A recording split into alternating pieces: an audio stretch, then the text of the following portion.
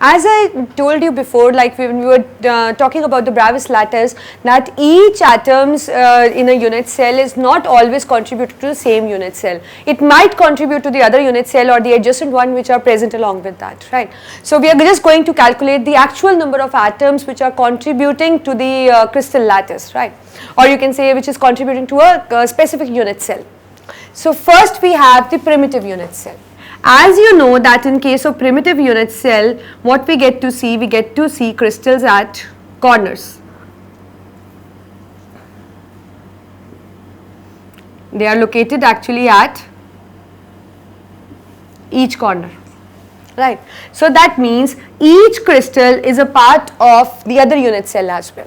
And how many unit cells? As I told you that there are 8 unit cells which are actually sharing the atom which is present in corner. So if we are going to calculate in this case, so how it is going to calculate? See, total of 8 corners are there. That means they will be possessing 8 atoms, right? And the contribution towards the each unit cell is 1/8. So how many of the total atom which is actually contributing to the given unit cell?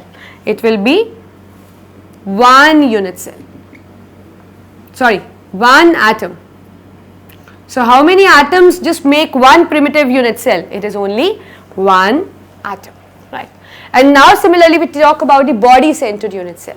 So what do you get to see in a body centered one? Obviously we have this thing.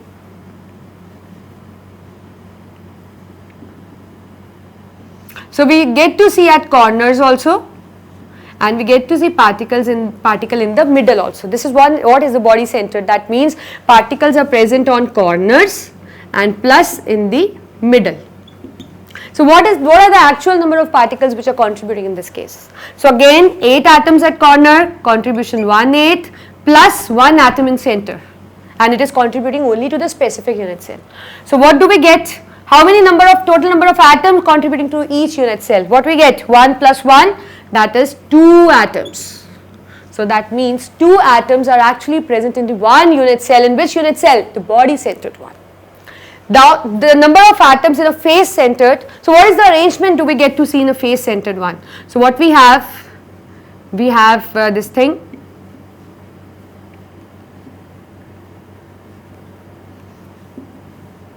This is what we have, right.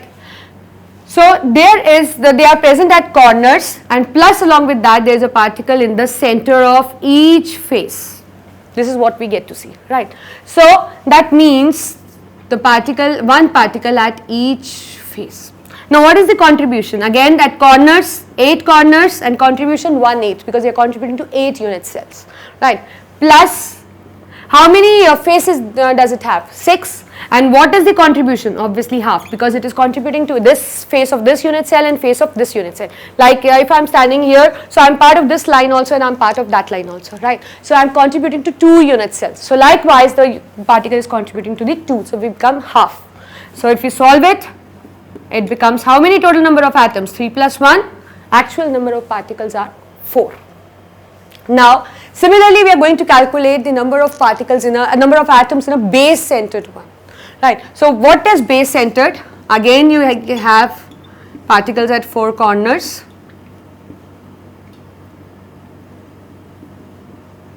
Right. So that means how many particles at the corners do you get to see? Again 8, 1/8, plus in base centered we have the particles on the 2 parallel sides, either of the 2. So suppose we have on this side and that side. Right.